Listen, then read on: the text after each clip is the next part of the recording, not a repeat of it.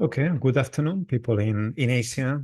Good morning, people in Africa and Europe, and good evening, people in the Americas. Welcome to the January International Integrative Conservation webinar. Today we have a very special speaker, Professor E.J. Milner-Gulland. But before I introduce E.J. and her presentation, let me just give a bit of housekeeping notes. Do you know that this event is part of the Integrative Conservation webinar series that happens the first Tuesday of every month, or around the first Tuesday? Today is the second Tuesday of the month because it was holiday the previous week. And then we will have speakers from conservation leaders throughout the world working on different aspects of the theory, practice, and policy of conservation. And if I can pass slides, can we go to the next slide? So you know that this series is part of the new journal, Integrative Conservation, that was launched by the Sishombana Tropical Botanical Garden at the end of 2022. And it's a journal that publishes different formats of conservation science papers. It's published quarterly, and we just published our December issue. So please go online and check our papers. If you're an author, you're looking for a journal to publish, please consider our journal. Next slide, please. We have calls for several special issues. We are now collecting papers for a special issue on conservation in forest canopies. We have also two more special issues on the way. One is on environmental education or nature education, as it is known in China. And another one is on snow leopard conservation. So if you want on these topics or you're interested in organizing a special issue, you can also contact us. Next slide, please. You can scan this QR code if you go to that website if you want to know more about our journal. And then just briefly mention next month's speaker. Next slide, please. Next month, we will have Pedro Jordano from the Spanish Research Council. And Pedro is a world-leading researcher on plant-animal interactions, particularly frugivorous and seed dispersal, as well as mutualistic networks. And the webinar will be on the Tuesday, 6th of February at the same time, 4:30 p.m. China, 8:30, 9:30 a.m. in Europe, depending on what country you are. So we hope to see you. So then without any further ado, I will pass to introduce our speaker for today.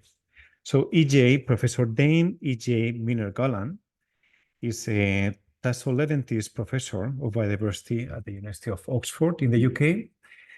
She's one of the most famous conservation scientists in the world. So I think I don't need to tell much about her and about her work. She has been working on different issues. I personally know more her work on wildlife trade, as well as on migratory species and issues in Central Asia. And today, Professor Milner-Gulland is going to talk to us about what does becoming nature positive mean and how can it be realistically achieved. So this is a very hot topic in conservation, and yeah, we're very much looking forward to hear from you, EJ. Thank you very much. And whenever you're ready, we can start. Brilliant. Thank you so much for inviting me. I'm very excited to be here and to share some ideas with you all.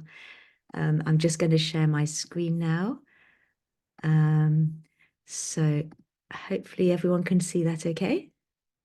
Great. So as you can see, I've just changed the title a little bit to make it a bit more provocative. Is nature positive yet another fashionable buzzword, or can it be the foundation for the systemic transformation that we all need in this planet? So, as you all know, the climate change people have had a target to go for a while now, the 1.5 degree target. And this is something that seemed like the North Star, the thing that everyone is working towards, but it's been difficult to find such a similar target for biodiversity. A few years ago, naturepositive.org suggested that nature positive by 2030 would be a suitable global goal for nature. And you can see there what they said, which was we need to halt and reverse nature loss from a baseline of 2020, working towards net positive by 2030 and full recovery by 2050. So that was what a constellation of large NGOs were pushing for. And this was very apparent at the Conference of the Parties of the CBD in Montreal in December 2022. And you can see here the Nature Positive team being very active. And they succeeded. The term nature positive was not included in the Global Biodiversity Framework, but you can see in the mission for 2030 that urgent action to halt and reverse biodiversity loss was included in the mission for 2030. And that is roughly equivalent to having nature positive. And so that was a big win for that lobbying. This has been taken up very enthusiastically by businesses. So here's just a few examples of publicity materials by a big accountancy firm, PricewaterhouseCoopers, Deloitte, and the World Business Council for Sustainable Development. So the question might be, what does that mean if businesses are starting to talk about becoming nature positive? And the first thing then to think about is, how are these organizations actually defining nature positive? Are they defining it in the same way as the conventional biological diversity or in other ways? So some of them do define it in quite a clear way that's related to the CBD. So for example, the World Economic Forum uses the same language. The Council for Sustainable Business, however, is much more vague and talks about putting nature at the heart of decision-making and design. It doesn't give this very clear target. And many of the businesses have signed up to an organization or an initiative called Get Nature Positive. And this is what they call in terms of their goal. And I've just put some bold to show you their definition of nature positive. And you can see here that this is much weaker again. So for example, sharing case studies where possible and sharing learning on their journey towards nature positive, that's not really something that people can be held to account for. So there's a range of different levels of ambition and clarity in the definitions that are used in the business world. So these are some examples of some of the really big organizations that have signed up for Get Nature Positive. And they include on the left-hand side some of the biggest consultancy and insurance firms like Accenture and Aviva, some of the largest global food production firms like Arla, Nestle, and PepsiCo, some of the big industrial firms like GlaxoSmithKline and Unilever, and even airlines and airports. So it's quite challenging to see how an airline or an airport, for example, can be moving towards full nature positivity. So the question then might be, with these big organizations signing up, are they on the start of a journey, or is this more another kind of greenwashing? So I have some sympathy with the difficulty of the nature positive challenge because working with the UN Environment Programme, Oxford University have created a new initiative called Nature Positive Universities, and that's coordinated out of my group by Emily Stott. And at the moment, we have 137 pledges from the leadership of universities across 115 countries, and then a lot of student ambassadors and people who are generally interested. And so we're trying through this Nature Positive Universities to help universities onto the journey. And that means that we have kind of direct experience of how difficult it can be to become nature positive. This is where the universities are based at the moment. So we've got the yellow dots are the institutional pledges by vice chancellors or rectors or equivalent. The red is where there are students who are interested as ambassadors, and then we have individuals around the place. And just zooming into China and associated parts of the world, and you can see here that there's a lot of interest in India, but at the moment in China itself, there's very little. So maybe people listening here will be interested and inspired to look on the website and to join. So why are universities particularly important for the nature positive journey? And of course, universities have a lot of influence. They're not just like an ordinary organization that just manufactures something. As well as being a big organization, they have a vital role in educating future leaders. They're situated within cities and within communities, and so they tend to go out and work in their local area.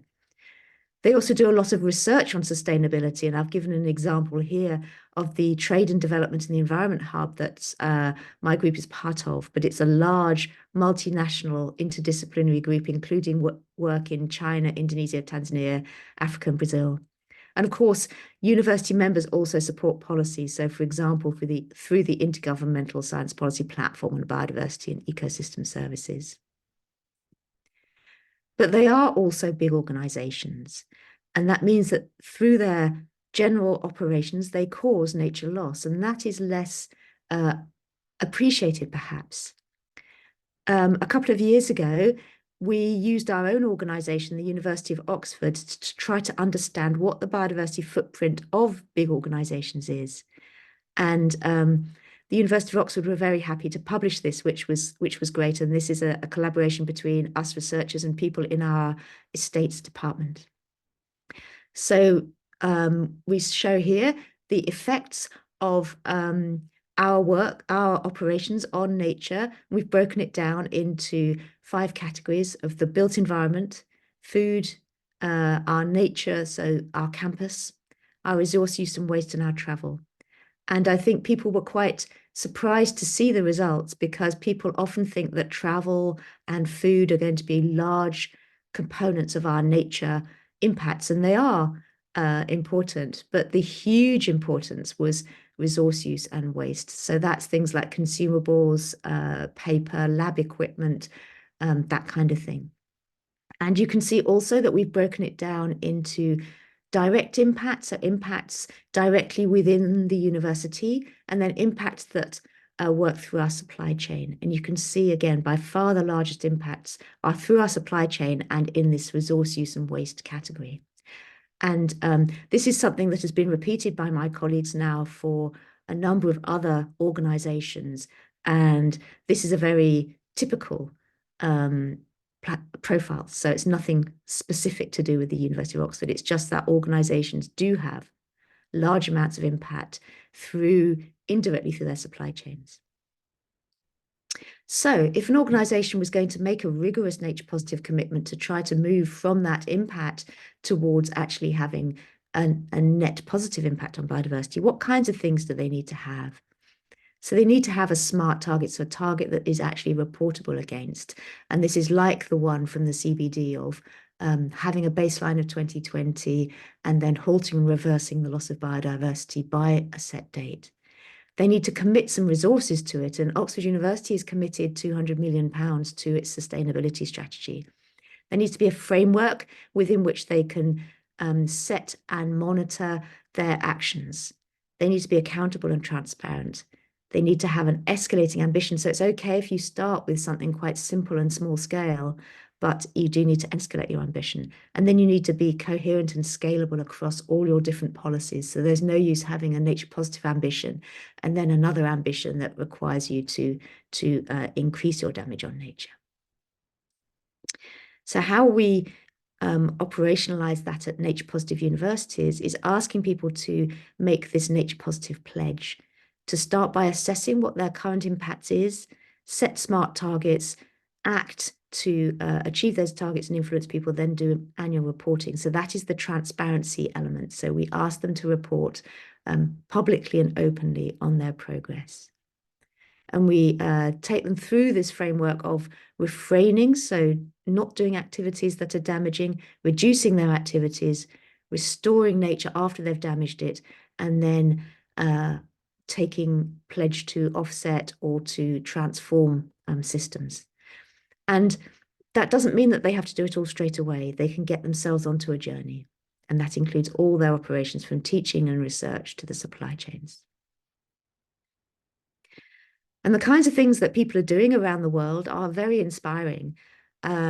And again, they are a starting point. So there's a lot of work on campus, for example, through cleanups and green walls, bio blitzes, but they're also doing broader things like there's a university in Finland that has published its roadmap to becoming nature positive and improving their labs and then going out and planting trees, for example.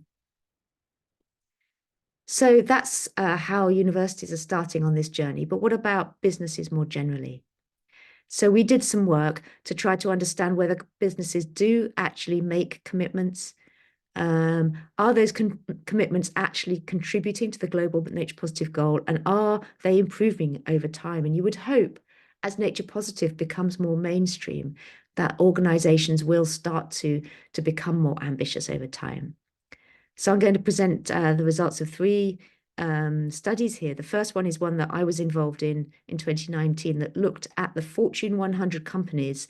So those were the biggest companies in the world listed on the New York Stock Exchange in 2016 and looked at their nature commitments. There was a follow-up, which I wasn't involved in, which involves looking at companies that specifically are making no net loss commitments in 2016. And then there was a third company that looked 5 years later at the same companies to see if they were improving or not. And again, I wasn't involved in that. So the first one that was led by Prue Addison. So here's the top 100 companies, and we've just color-coded them. So the blue ones have some kind of mention of biodiversity. The dark blue have a commitment to biodiversity. The green ones just talk about forestry or fishing. They don't talk about biodiversity in general. And then the white ones don't mention them at all. And then the star shows where they've actually got smart targets. So they have commitments that are specific, measurable, and time-bound. And there were 5 companies that did that: Walmart, AXA, Hewlett-Packard, Nestle, and Carrefour. So you can see that the picture is not great. So 49 companies mentioned biodiversity, but only 5 of them had proper smart targets. And there were quite a lot of companies that had no mention at all. Sophos-Garson studies looked at which of these companies had actually changed between 2016 and 2021. You can see actually 2 of them had removed their smart targets. So they were ones that had smart targets in 2016 and don't anymore. That's AXA and Carrefour. You can see some improvement here. So the ones who have made biodiversity commitments, there are more of them in 2021 than there were in 2016. But there was still a substantial proportion that just mention biodiversity or have no mention of biodiversity at all in their company strategies. So I would say that although we have slight improvement, that's really not good enough given where we are with nature and given the international context. Another thing that Sophos did that was really important was to think about, okay, just because they have smart targets doesn't mean that they are ambitious enough. And so he looked at what those targets were. So in these graphs, the purple is those companies that should be the best in class. So those are the ones that mentioned net positive outcomes for biodiversity. So they should be the best of the companies. The blue is the ones in our study in 2016, and the green is the ones in the 2021 study. So the first thing is what is the scope of their commitments?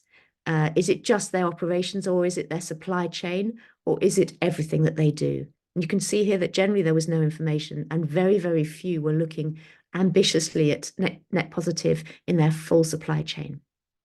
The second is the ambition. So did they just do something that was convenient and maybe just a very small thing, like I'll just green my green estate around my buildings? Or did they actually do something that was relative to their impact, that was commensurate with the impact that they had? And you can see again, mostly had no information about their ambition. And those that were gave information, very few gave a commitment that was big enough given their impacts. And then finally, did they integrate biodiversity with climate change so that they could get co-benefits? And in general, the answer was again, no. So I think companies have a very long way to go, even in their targets, their ambition, let alone in fulfilling that ambition. And alarmingly, particularly, none of the firms in the later study explicitly aimed to achieve biodiversity outcomes that were aligned with global or national policy targets. So they weren't trying to do something that was a contribution, for example, to the conventional biological diversity or to their own country. Now, that is hopefully going to improve based upon the Task Force on Nature-related Financial Disclosures, which is getting a lot of interest by both governments and businesses, and is hoping to help businesses to set targets that do align with global targets. And the new Global Biodiversity Framework targets that were set in 2022 will help. So our study was in 2021, which is when the Global Biodiversity Framework meeting should have happened, 2022, when it finally did happen. They had two targets that were useful. So the first one is target 14 that asks that governments integrate biodiversity into policies and regulations. So that would include regulations around businesses. And target 15 was about business. So it was asking the signatories, so the countries, to encourage and enable business to meet their biodiversity targets. So that's not very strong because it's just encouragement, but it's a start. So when we talk to businesses, they have one major question, which is the question that they say is stopping them really from going forward. And that question is around measurement of biodiversity. And it's an important question, of course, because if you look at this graph that I said was the kind of global goal for biodiversity, you can see that the y-axis is just biodiversity. Now, if you remember the greenhouse gas target of 1.5 degrees C, that has a set of metrics that can be measured. Of course, there's still uncertainties, but they do have metrics and they do have a single unit of tons of CO2 equivalent that they can use for measurement. But we are very vague in our global goal about what we mean by biodiversity. So what does the conventional biological diversity say about biodiversity? So the definition of biodiversity is correctly very broad. It talks about the variability amongst living organisms. And so that includes not just the species richness or species diversity that we tend to focus on, but also genetic diversity, as you can see in these corn grains. It also includes ecosystem diversity and includes functional diversity. And because I'm really interested in migration, I've put an example of migration there as an example of functional diversity. So all of these kinds of diversity are parts of biodiversity, and they all need to be captured if we're going to have a proper, full, inclusive definition of biodiversity. But this is tricky because that is a very complex concept. So biodiversity is a concept. It's quite unobservable given the number of different dimensions that it has. And it's also seen as a value. It's seen as something that is just intrinsically good. So lots of people have biodiversity really as a value rather than as a concrete metric. It's also measured often as a set of proxies. So when people talk about biodiversity, what they often actually mean is species richness, even though they shouldn't mean that. So biodiversity is something that when you're a biologist, if people ask you what is it that you want? You know, I often get economists or members of the public saying, what do you want as a conservationist? And often we want maximizing biodiversity. We just want lots and lots of biodiversity as much as possible. Resource managers may want to optimize it rather than maybe maximizing it. So that, for example, you might want to have sustainable use. Whereas governments have a difficult thing in as much as they need to trade off biodiversity goals with other goals that are important to their society. And when you talk to the general public, they tend to have subjective value for biodiversity. They care about nature intrinsically, but it's a kind of subjective value. So that makes it very, very difficult to measure. And some of the key issues are that biodiversity is very local. So unlike the metric for climate change, which can have one global metric, it's really, really important to measure biodiversity and biodiversity change at a local level. It's very heterogeneous. It varies a lot from place to place and over time. That means it's not fungible. So fungibility is something like money, something that is one unit that can be exchanged. So a unit of money in one place can be exchanged for a unit of money in another place. And that's true of tons of CO2, but it's not true of biodiversity. So a unit of species richness in China is not the same as a unit of species richness in Amazonia. And that makes it particularly difficult because how do you scale? How do you scale from what someone is doing in a nature reserve in one place all the way up to trying to understand whether an organization has met its nature positive commitments, or trying to understand whether we're on the right track with the global biodiversity framework. So that makes it a very difficult thing to measure. So what is the conventional biological diversity's global biodiversity framework doing about biodiversity? It's got a set of headline indicators for the 2050 goal about biodiversity, so that's healthy ecosystems. And these are the headline indicators, which are the ones that they want all countries to report against for tracking. And what we can see here is that we have the red list is very highly featured, so that's an IUCN metric. So the red list of index for species is about extinction risk. There's also a red list for ecosystems being developed. And then there's an extent of natural ecosystems, and then a slightly strange one around species being above a certain small population size.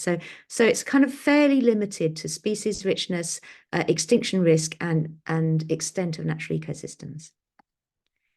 They also have some component indicators that are optional, which capture more broad aspects of this goal, which would also ideally be reported against. So they're more about integrity of ecosystems and species, connectedness, abundance, and things like that. So giving a broader idea of biodiversity. They then have a lot of complementary indicators, and these are the ones where you get into the detail, and you can see they cover different ecosystem types like corals, seagrass, algae, wetlands, peatlands, that kind of thing. But they go on and on and on. So we have a very large number of indicators that governments or practitioners could use to measure all these different aspects of biodiversity. And I've just put that picture there because we're still missing a few around perhaps soil microorganisms, for example. Some quite important ones are still not there, even though I've just given you 2.5 pages of different kinds of indicator. So that's really complicated. How's a company supposed to interpret those kinds of indicators? Or indeed, how is a government supposed to interpret and report against that many indicators? Of course, you might be saying to yourself, well, that's all very well, but you already showed this diagram in which you were talking about the impacts of Oxford University on biodiversity. So how are you measuring that in a way that was relative and global and covered all these different sectors? And the answer is that we're using a metric called species.year. And this is a metric that is very widely used by companies in life cycle assessment analysis. So it's local relative species loss. And you can see, I've just put it there, 2.2 species a year is what Oxford's impact was. So what does that mean? So this is a metric, as I said, that goes into life cycle assessment. It's converted from potentially disappeared fraction of species, and it's part of something called LC impact, which is a number of indicators in life cycle assessment. Life cycle assessment is something that companies use often. It started from their energy use. And in this case, it uses a range of different impact categories, and I've got the list of impact categories here. And then there are 3 areas of interest. So natural resources, which is minerals, human health, and then these 3 terrestrial, freshwater, marine ecosystem quality, which is the biodiversity relevant indicators. So it takes all these different types of impact and then relates them into quality of ecosystems. And land stress is the one that is often used for biodiversity and often just area of land. So here's an example of the land stress metric. So what they do is they take the amount of land that is occupied by a given impact generating activity, whether that's mining or agriculture, and the amount of land that is transformed. They assume that habitat loss causes physical changes to local flora and fauna, And they base that on species-area relationships. So the number of species lost as area is reduced. So that is the fundamental basis of this indicator, is about a species-area relationship. And then that waits for biodiversity loss to get species equivalents that are lost. So as an example, this is work that is being done by my colleague Joseph Poor here in Oxford University. It's a massive life cycle assessment thing. And some of the other indicators, like human health, you can get all these different details. This is one paper about one bit of agriculture, which is flax, that was recorded in 2012. And you can see all these different types of operations that they use that then feed through particular kinds of input, that then feed through to outputs, that feed through to an indicator, and then feed through to an endpoint. So this is what we've got here for flax for human health. The biodiversity ones tend to be much more limited. So this is the same study, and all they have for this study is a pesticide called linuron, which has an ecotoxicity, which can then lead to species loss and then damage the terrestrial ecosystem. So there's a long way to go for biodiversity, but it is in there. So is this species.year, or potentially disappeared fraction of species, an appropriate metric for global biodiversity? Is the problem already solved, really, and we're just not looking in the right place? So we need to remember that life cycle assessment is a framework. It's not a metric. So actually, I was talking about species.year, and that is one of the metrics they use, but there are other things that are already used in life cycle assessment. For example, mean species abundance is used in GloBio, which can be put into life cycle assessment. The ecotoxicology example that I just gave you was LD50, so that's the number of individuals that die at 50% of the individuals dying at a given dose. So that's a different metric. It's not about really biodiversity at all. But this species.year metric, however poor it is, however limited, it does enable biodiversity to be included into these extensive, sophisticated LCA net frameworks that are already being used extensively by companies. So our question for ourselves really is potentially disappeared fraction of species, so this species-area relationship, good enough? If it's good enough, then you can do what we did for Oxford, and we can track biodiversity impacts across different types of operation, whether it's resource use, travel, food, and we can track it through direct and indirect pathways like I showed for Hestia. However, when we think about whether it's good enough, we have to realize that they are species-based metrics which aren't very sophisticated. They also don't include all threats. So they include land destruction, they include pollution and climate change, but they don't include things like over-exploitation or invasive species, both of which are really important. These LCA models are really complicated. It's very hard to disentangle the underpinning assumptions to get to how the things are actually calculated. A really important issue is that it doesn't give actual biodiversity loss from a particular product or supply chain. It gives modeled potential biodiversity loss. So it's not based, or it's based very indirectly on the ground biodiversity monitoring.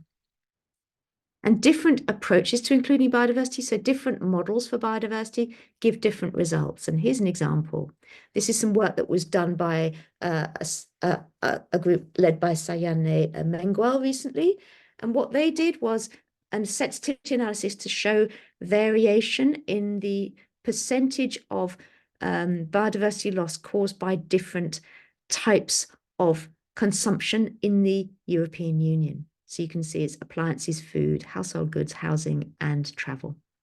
And the different bars are just different biodiversity models. So LC is LC impact, the one I was telling you about before. Now you can see some variation between the results for the different biodiversity models in this LCA analysis.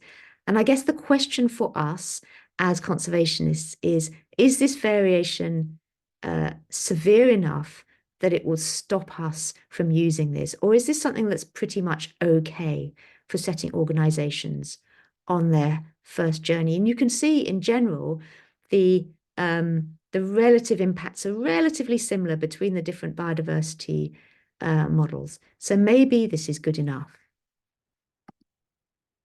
So just to summarize, the life cycle assessments track the impacts of particular products and activities through a supply chain. It's really, really important that we as conservationists keep pushing companies to include biodiversity impacts into their LCAs.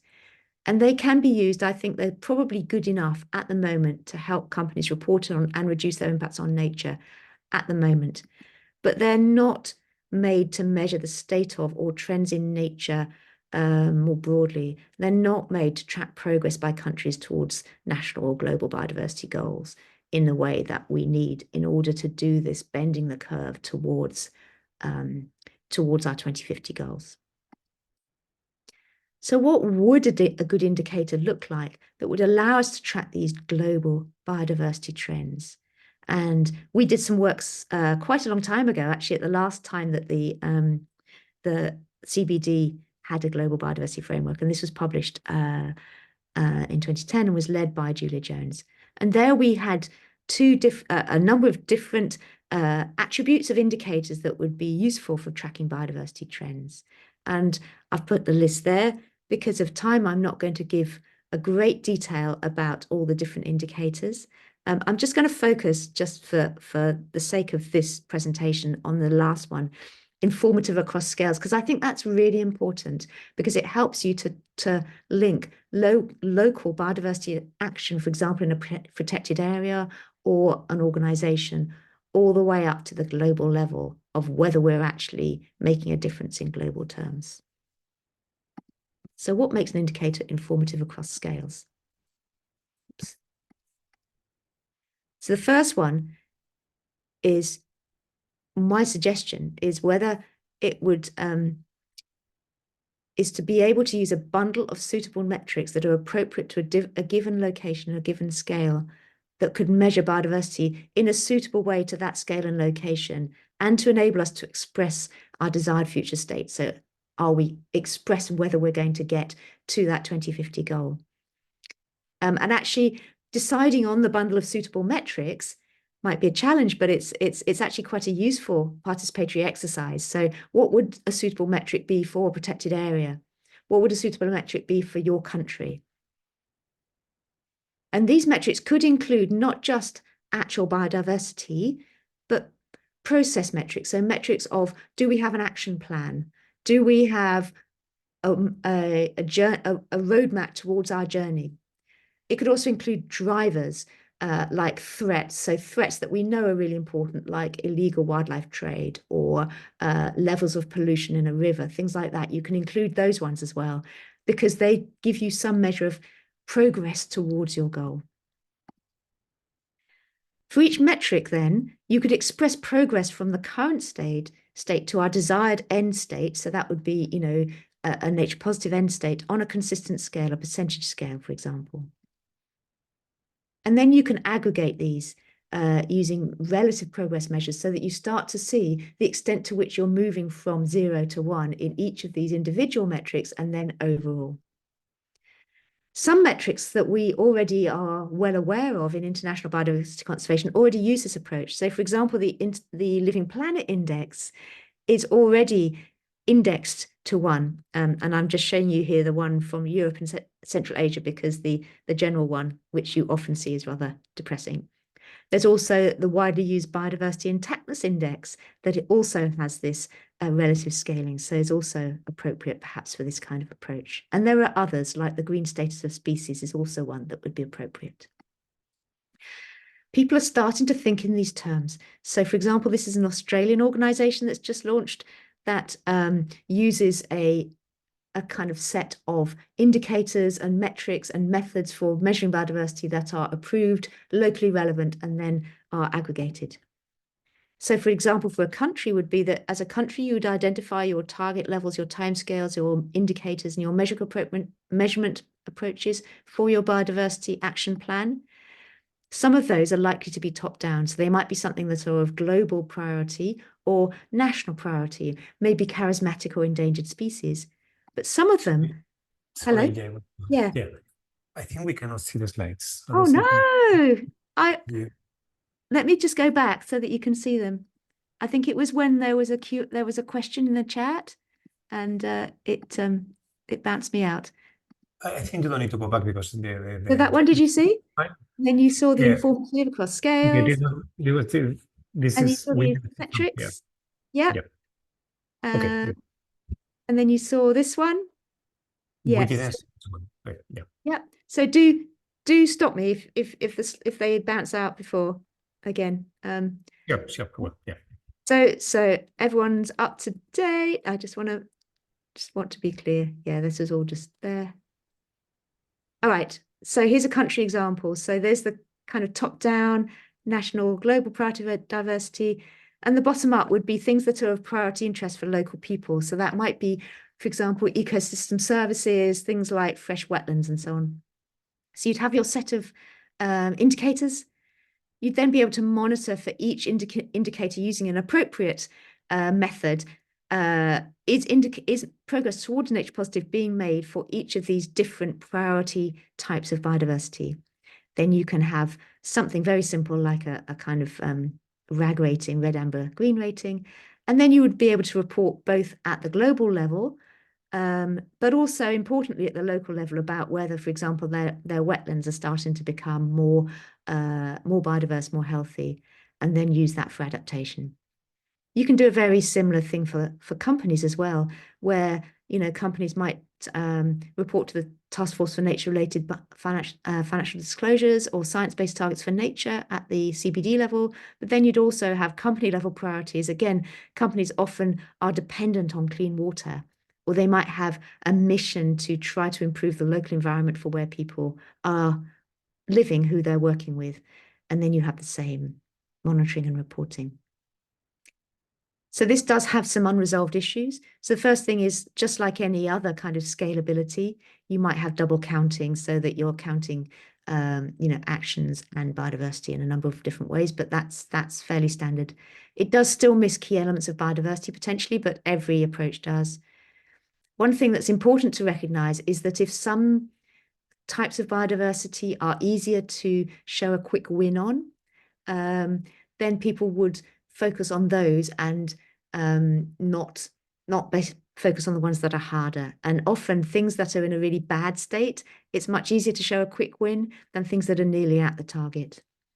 And the other thing, of course, is that this is not fungible. So it means that the biodiversity that you're measuring at the local level in terms of ecosystems for water bodies can't be, the progress there can't be traded for progress in waterways or in ecosystems or charismatic species in other places in other times.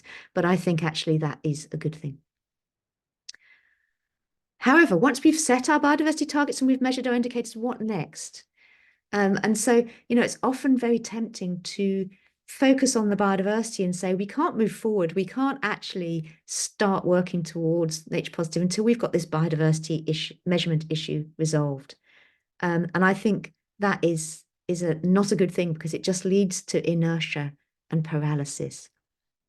And one thing that's very clear is that once we start thinking about how much impact companies or countries are having, we are going to have massive transfers to the countries where the biodiversity impacts are being felt from the wealthy countries that are doing most of the consumption. So those countries that are consuming the most, are causing the most global biodiversity damage, will need to transfer to the countries where they're doing the damage. And that will include individual company or country level transfers, as well as systemic changes that will enable us as a planet to get to nature positive.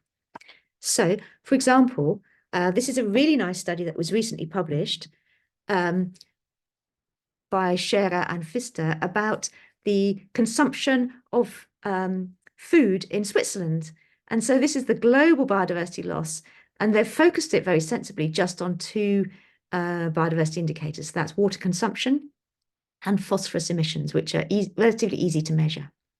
So you can see here, these are the countries in which the damage is being done in terms of water consumption and phosphorus from Swiss food. And then this is the measurement of biodiversity loss in terms of potentially disappeared fraction, which I mentioned before, both locally and globally.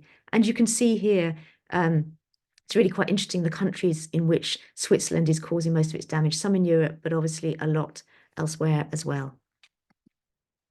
Just out of interest, these are the most damaging foods that are causing the most global species loss and local species loss, and they may be things that you don't expect. So that's a country, but the same story is also true for companies. So going back to our example of Oxford University, Oxford University has set an ambitious nature positive by 2035 goal, and it's also set a really good sustainability strategy. However, that really good sustainability strategy focused mostly on reducing impacts. So that's the one I've called current strategy here. You can see firstly that just by reducing our flights, reducing our use of paper, and limiting the impacts of IT, food and drink, we're only going to get about 30% of our impacts mitigated.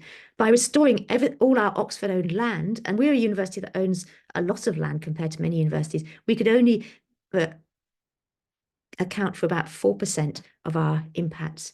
And under our current strategy, about 2/3 of our biodiversity impacts would have to be offset by purchasing a biodiversity offset. So they'd have to be compensated for after we've had that impact.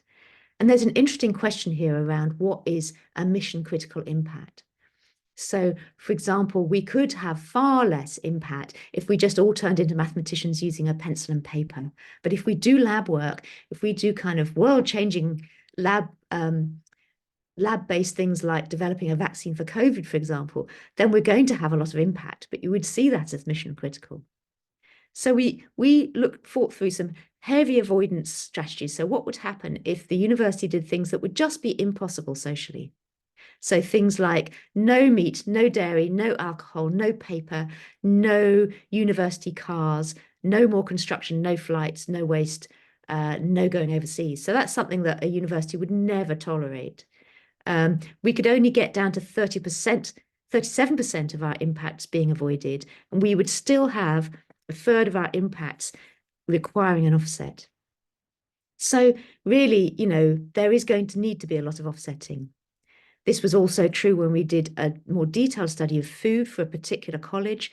And here we have a set of different strategies. So the baseline is the dotted line, and then a 50% reduction in our environmental impact, a 75% reduction in our environmental impact, no net loss of biodiversity as a result of our food, and then a biodiversity gain strategy at the top. You can see here, again, you can have a lot of different strategies that include heavy avoidance all the way to just behavior-focused nudges. And you can see here that even so, those dashed lines, which are the offset that we need, are going to continue to be huge. So this is true both at the organizational level and at detailed dives into particular things like food. So how do we implement these offsets? Well, carbon has been implementing offsets for a while, in which you calculate the amount of credits that you need. When you've made your strategy, you then search for and buy these credits, and then you can make a claim of net zero or whatever. But those have had huge problems. So, for example, recent investigation by the Guardian newspaper showed that one of the biggest providers had many carbon offsets that simply weren't stacking up when you looked locally at what they were actually doing. So how can we avoid this trap of carbon offsetting that produces offsets that when you analyze them are not actually delivering the goods? The first thing is to think about biodiversity beyond forest cover and use these diverse and scale appropriate metrics that are locally prioritized, not just very simple metrics. The second thing is it's really, really important to get onto the ground. So rather than just talking in terms of something like remote sensing or broad scale desk-based metrics, we need to have actual measurements of biodiversity impact on the ground. We need many more of them so that we can really understand what is actually working on the ground. The other thing is what was a problem for the carbon people was avoided loss counterfactuals. So this was when you were modeling what would have happened in the absence of the intervention for conservation, and then saying, but this conservation, although there's continuing carbon loss or continuing biodiversity loss, it's much less bad than it would have been. And those avoided loss counterfactuals are very difficult to model and very difficult to evidence. And so the less you can do avoided loss counterfactuals and the more you can do practical restoration on the ground that you can actually evidence, the better. The other thing is this 4 steps that I've shown you a few times, but I haven't really gone into detail about. This importance of avoiding impacts first. So you first have to be precautionary and try not to have the impacts, then reduce your impact, then restore, and then offset. And you have to be really strict about that in order to be precautionary. And I'll come back to this mitigation hierarchy later. And the final thing to avoid the carbon offset trap is to make sure that everything is locally determined and socially just. A lot of the issue around these carbon offsets is to do with large-scale purchase of land for offsets, refusing people access to their land, even clearing people off the land, and damaging their human rights. And that is a problem that we have to avoid in biodiversity. This was nicely illustrated by a paper by Carmenter et al. Recently that I wasn't involved in, that shows these kind of very large-scale transfers that we need to have from the consumers, the damages of biodiversity, but the importance of relating that to place-based collaborative conservation, and ensuring that marginalized people actually get to have a voice. So we need to move beyond a focus on biodiversity metrics, which are of course important, but thinking about how we're actually going to act and setting these indicators into a framework for action. This was illustrated in a paper that we wrote a few years ago that was led by Prue Addison, that demonstrates that these indicators are part of a plan, act, do, and check kind of framework. And this is where the mitigation hierarchy can come in. This is something that we've worked on over a number of years, in which we have these 4 steps of avoidance, minimizing harm, remediating harm on site, and then only then offsetting.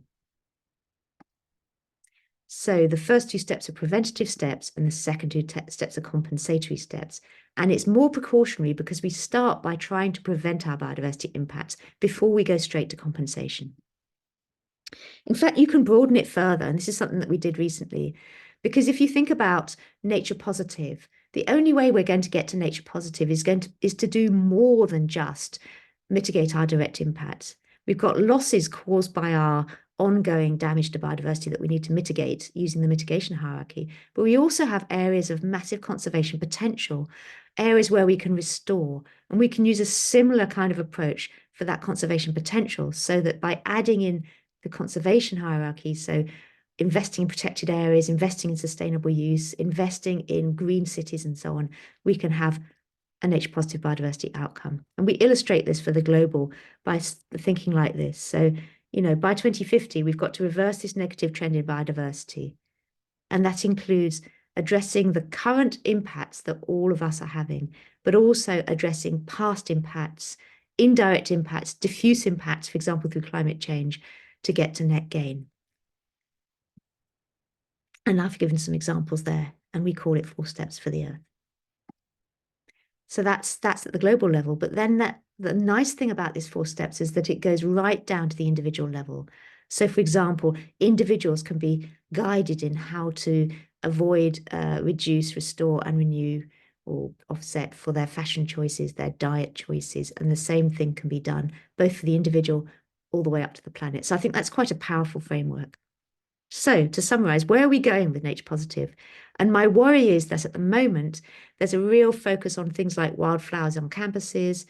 There's a focus on planning applications. So for example, in the UK, we have new legislation for planning. And this is a screenshot from an online tool for biodiversity gain in for housing developments. And the worry about that for me is that they have in bold biodiversity made simple. And I hope we all as biologists, and based upon what I've said in the talk, we all know that biodiversity is anything but simple.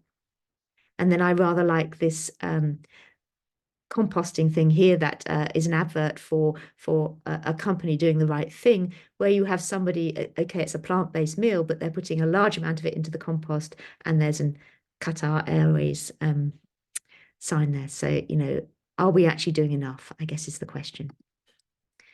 And I think the answer is no at the moment, but it is worth fighting for. So we need to keep fighting for this term nature positive and make sure that it's not going to be turned into another bit of greenwash. And the way we do this is to make sure that people who are saying that they're nature positive are setting smart targets, so measurable smart targets against a measured static baseline. So it's an absolute improvement. So that means that you have your biodiversity increase in absolute terms, not relative terms. That you're doing specified actions that are commensurate with the damage that you're doing on an ambitious time frame. That you're reporting transparently, so you're actually telling the world what you're doing on an annual basis online, and that people are actually scrutinizing what you're doing. That you put mitigation hierarchy at the core, so you avoid your impacts first, rather than jumping straight to offsetting. That your offsetting is like for like, so that you are offsetting in the rough area where you're working for the same type of biodiversity that you're damaging, so that you're not making a fungible score that means that if you damage in one place to one kind of biodiversity, you can compensate in another place with other kinds of biodiversity. That's not appropriate. And that we tackle the drivers of nature loss and not just address the symptoms. That means that we tackle the systemic injustices in the world. We tackle, large-scale supply chains that are polluting around the world. And that means we need to bake in equity and social justice and move towards nature and people positivity and not just nature positivity. And that these things are the only way in which we're going to actually get nature positive that works. And that will allow us to contribute to systemic change for nature recovery, rather than just direct mitigation of individual organizations' impacts, which is not going to give us what we need.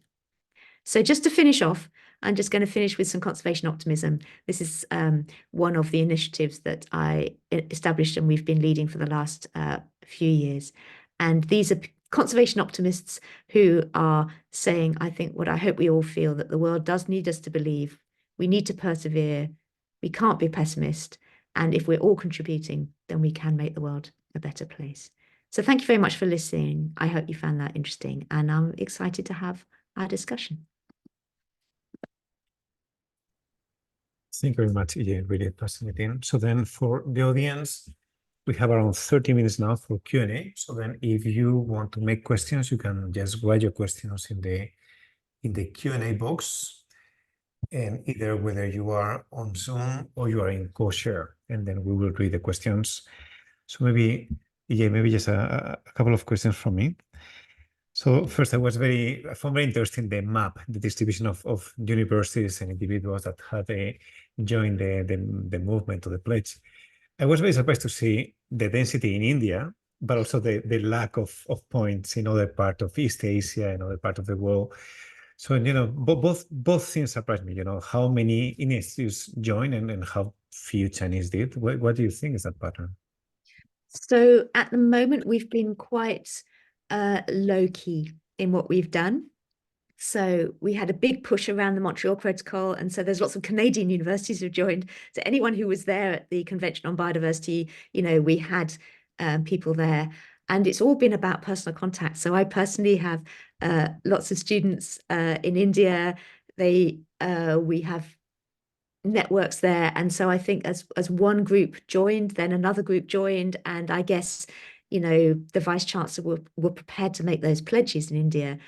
I think, we really should have, I think it really is clear that it needs to be regional leadership. So it's worked in India because one Vice Chancellor made the pledge and they told their friends. And we've had a big push, as I said, in Canada, and a big push, for example, in individual countries within Europe. And some other countries don't have very many at all. So I think what we need is some leadership inside China to get everyone on board. So hopefully this is going to be catalyzing that. I think this has a very high potential, and I will encourage you, if you are keen on visiting here, we'll be very happy to discuss, because I think there is a lot of demand for these kind of ideas. Sometimes people just need to see a path, or to see some idea of how things can be implemented, because I think everyone has good desires to do good things, but how to do it is a challenge. Exactly. And yeah, so that's what I mean. I think so. We've been going for about a year now, and in that year, we've been building up case studies that hopefully inspire people, and we're starting to do webinars that help people. So a university hasn't got a clue. Most universities have no clue about how to estimate their operational impacts. So we need to help people by giving good guidance and advice from universities that have done. So I think now is a good time to join. Yeah, well, I remember when my former university established the sustainability office, I think they didn't know what was the role, right? So then it was basically, people were assigned to that role, and there was no clear path of what they could do. But having a framework, and I like a lot your point of moving from metrics into frameworks and measuring processes, which I think really make a big difference. I think that can make people's work easier to think about how to do things.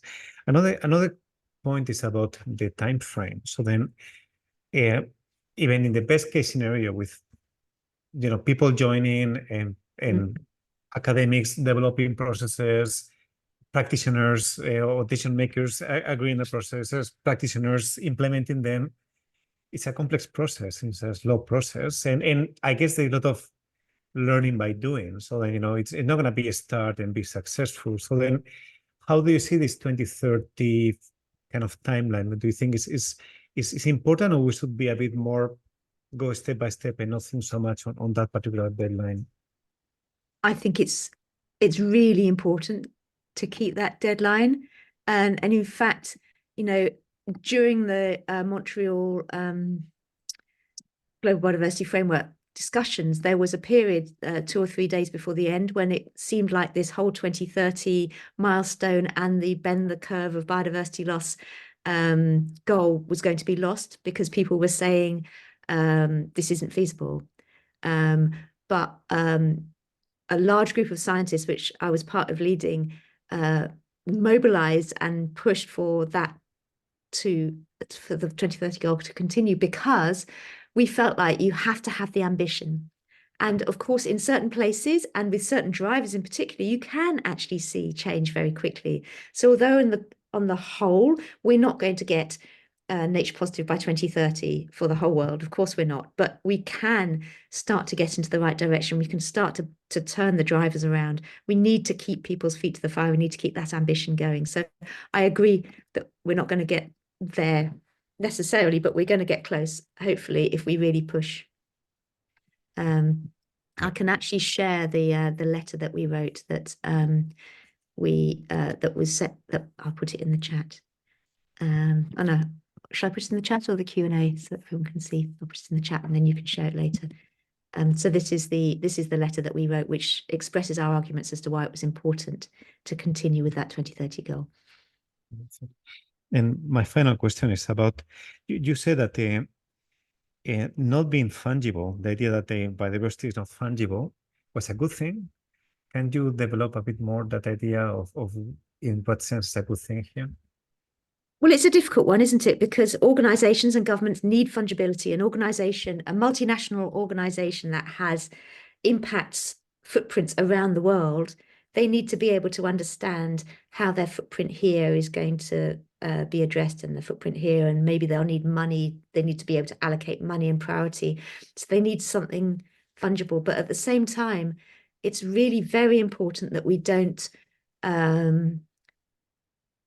get people thinking that biodiversity can be exchanged, that if you damage biodiversity here of this kind, you can restore biodiversity in a completely different place in a different kind, because that will lead to massive biodiversity losses in some areas that can't be compensated. So that's why I think it's better to have these kind of locally based biodiversity metrics, biodiversity approaches to measurement that are actually relevant locally, and then you can scale them up by putting them onto a relative scale, so a 0-1 scale. So how are you doing for cleaning up wetlands in your Chinese operations compared to how are you doing in restoring forest cover in the Amazon? You can compare those relative values, but you can't compare the actual biodiversity. So local plans, locally implemented, and then scaling up in this relative way seems to me to be the way forward. That doesn't allow you to have a monetary metric for biodiversity, but I personally think that is good.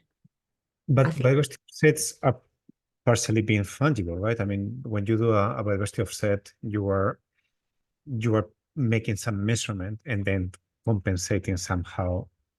Yes, but you don't but you could do that on the local level. So if you have really strict rules about offsetting, if you have a mine in China, then you have to do something, you have to offset in a similar kind of environment as close as possible. And that's not just for the biodiversity, which of course is, you do have local biodiversity that is only going to be there, but also for the people concerned.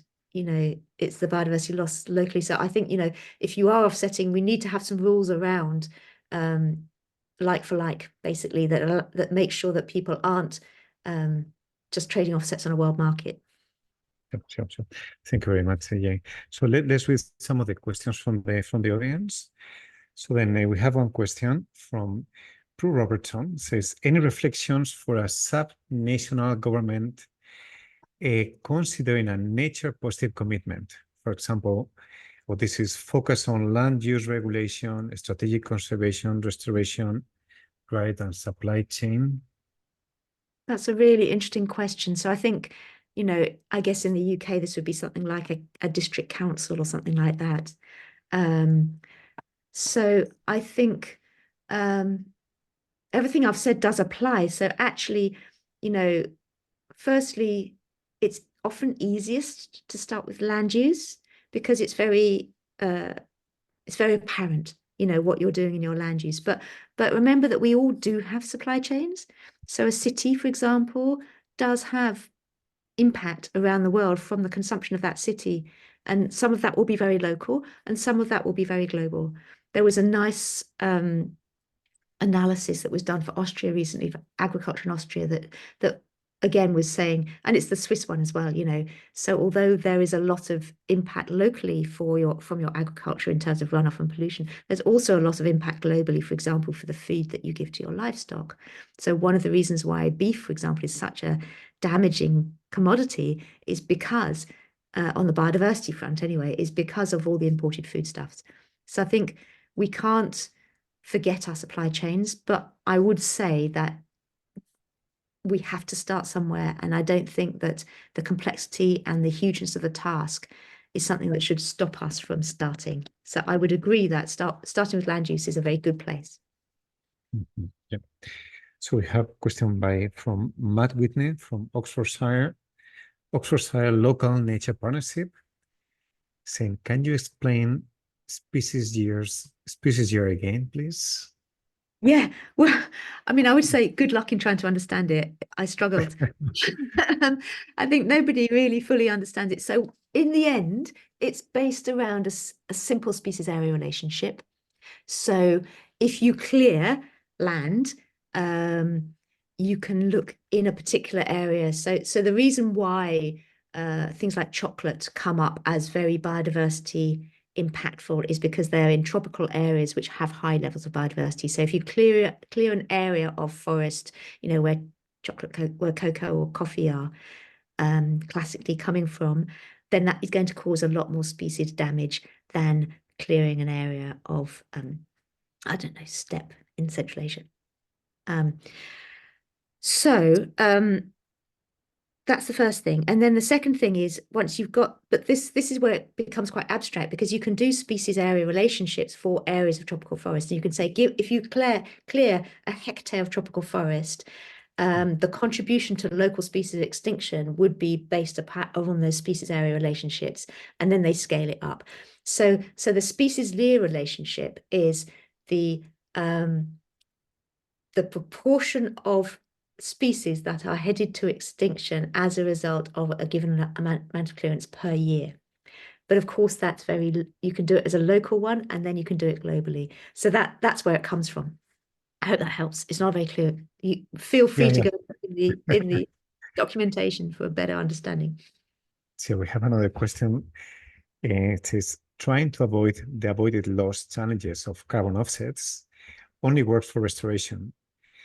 We need to use biodiversity offsets to protect things too, which inevitably has the avoided loss problem. I completely agree.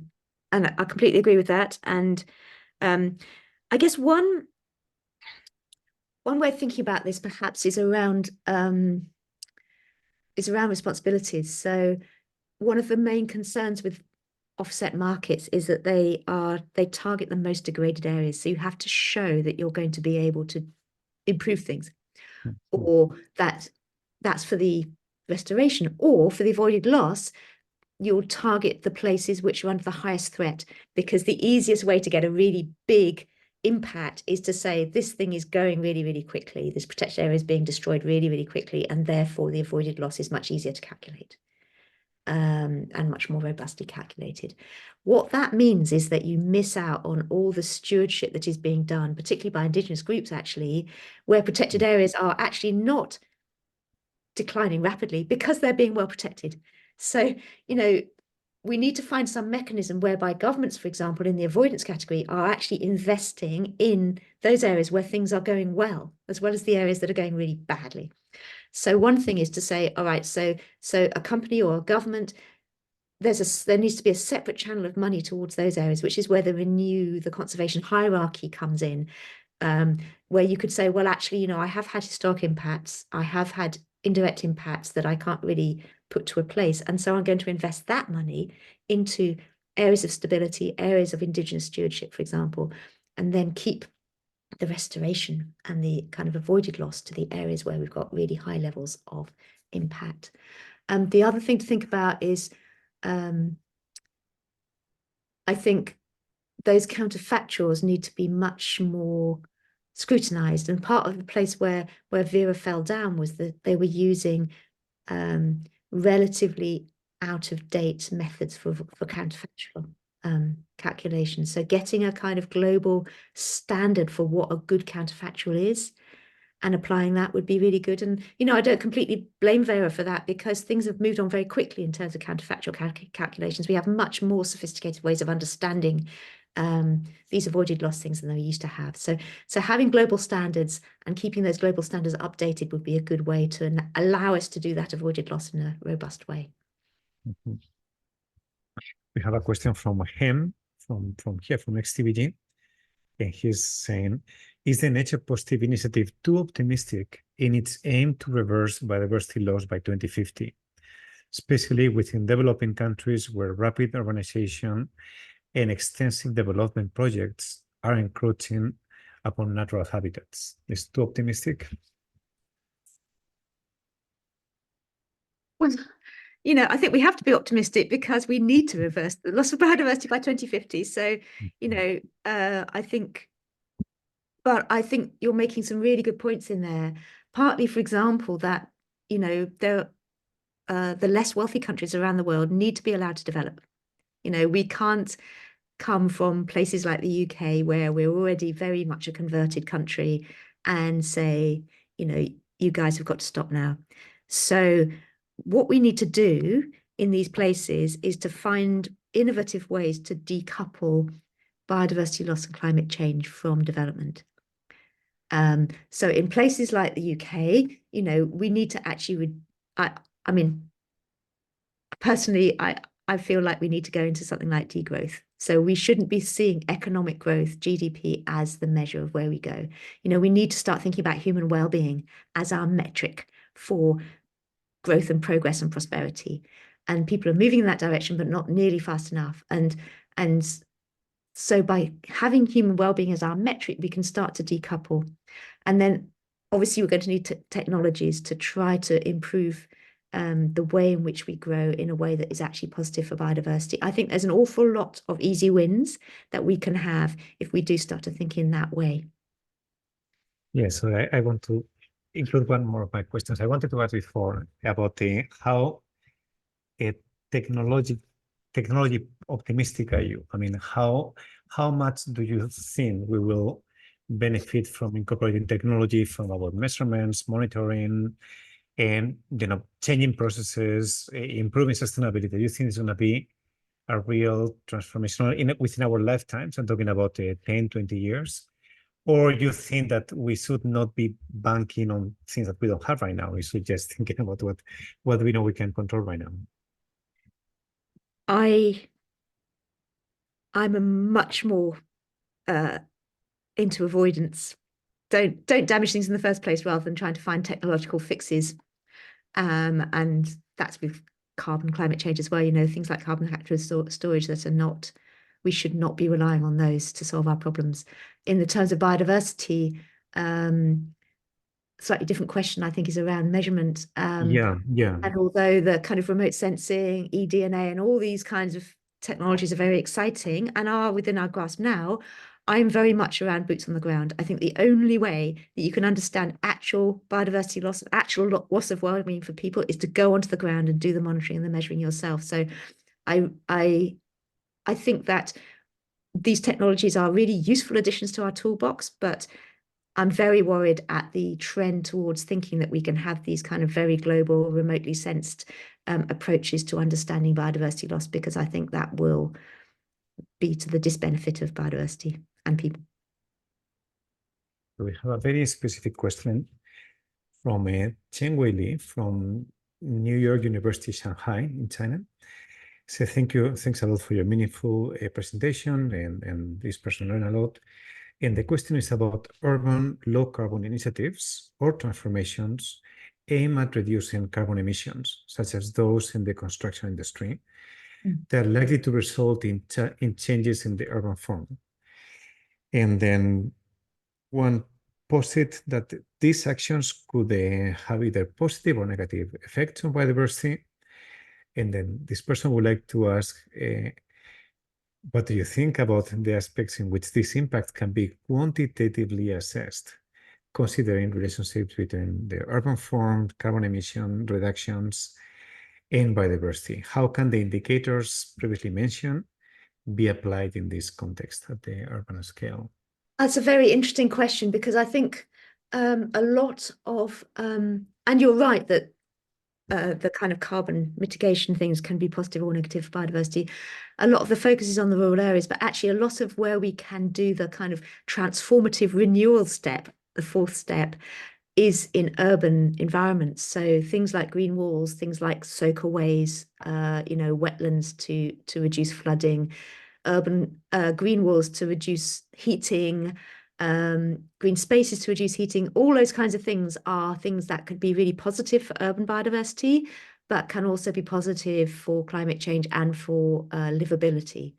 So I think we do have win-wins there, which we're not exploiting at the moment. And I think you're absolutely right that that's because we're not measuring the biodiversity impacts of these things, and we're not counting urban biodiversity or urban climate measures as ways in which we can get towards the nature positive goal. So I think there's a huge lack of focus and emphasis. But I do think that, of course, we can still implement biodiversity metrics to understand urban biodiversity. There's a huge field of urban biodiversity measurement and enhancement that is already happening. So we really just need to link up what is happening in conservation and in ecology with what is happening in industrial design.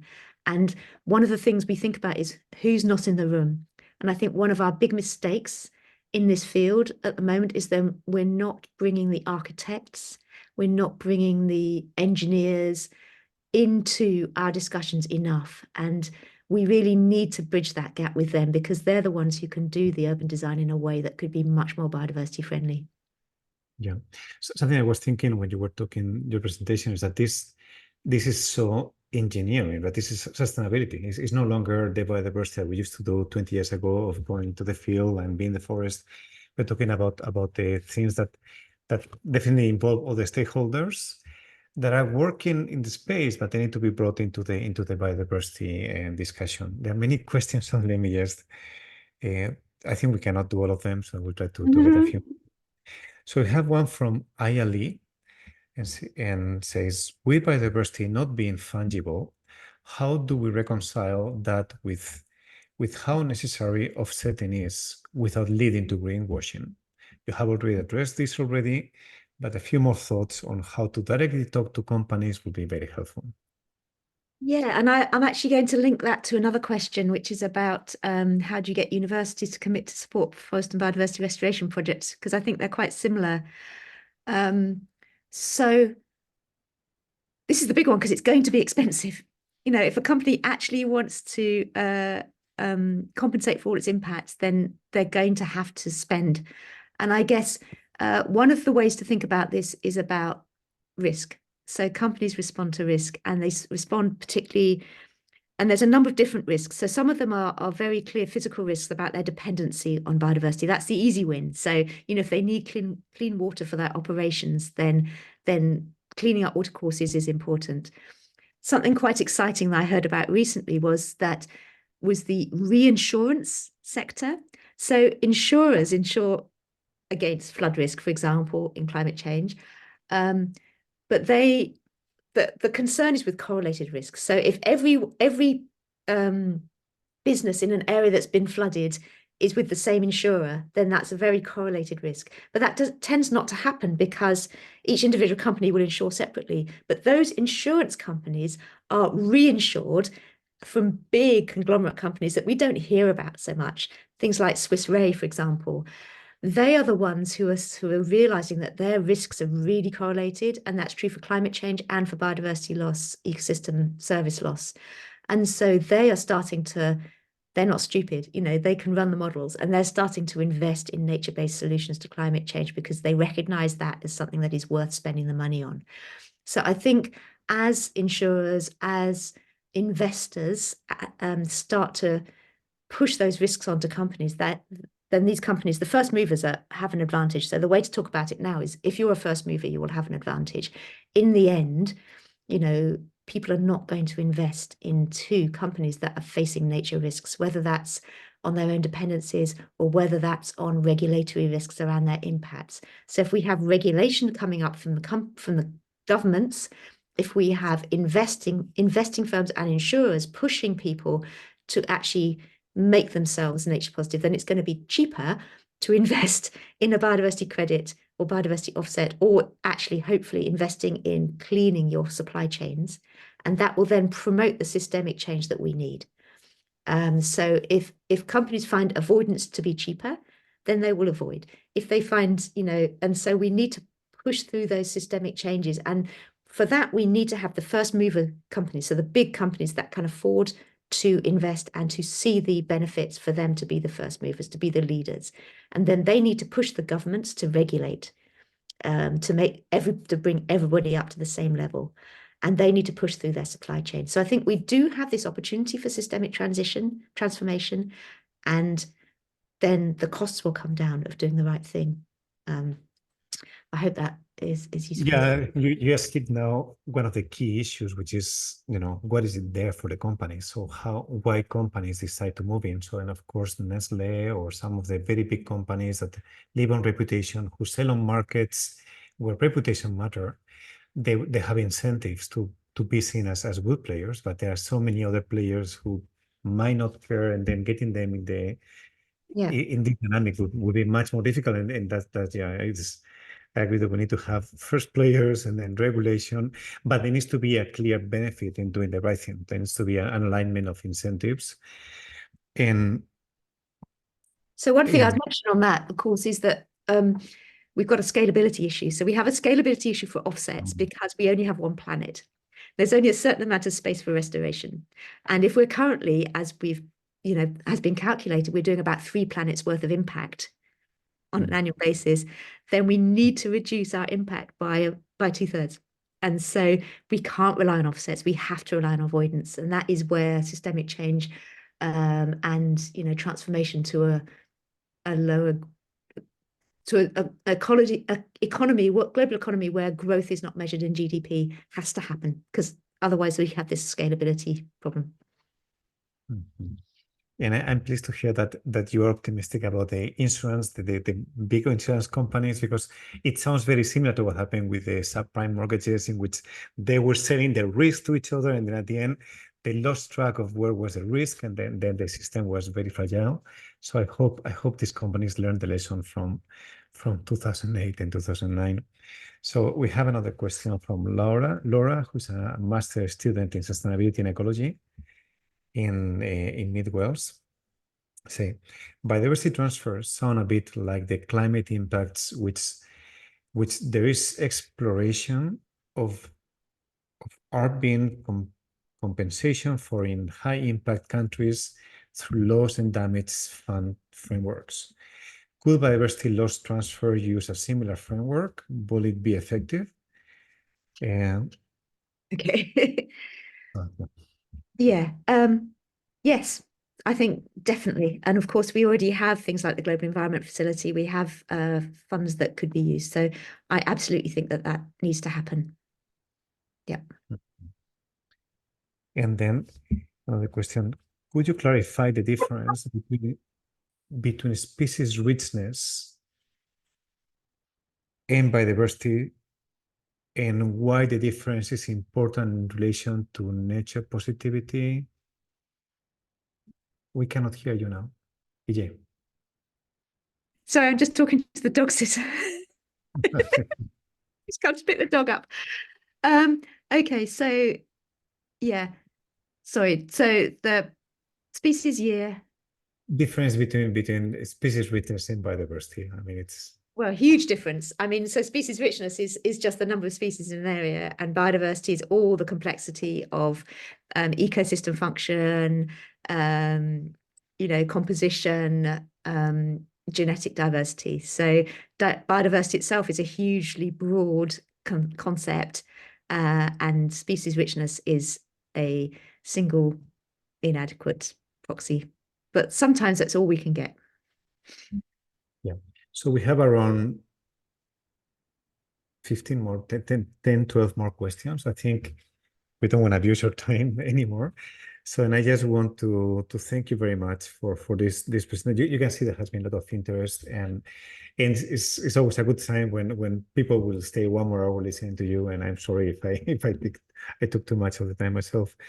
So thank you very much. If you want to stay, maybe we can have a quick chat after this goes disconnected, and then just to tell to the audience that next month, on the 6th of February, we will have Pedro Jordano talking about plant-animal interactions from a conservation point of view.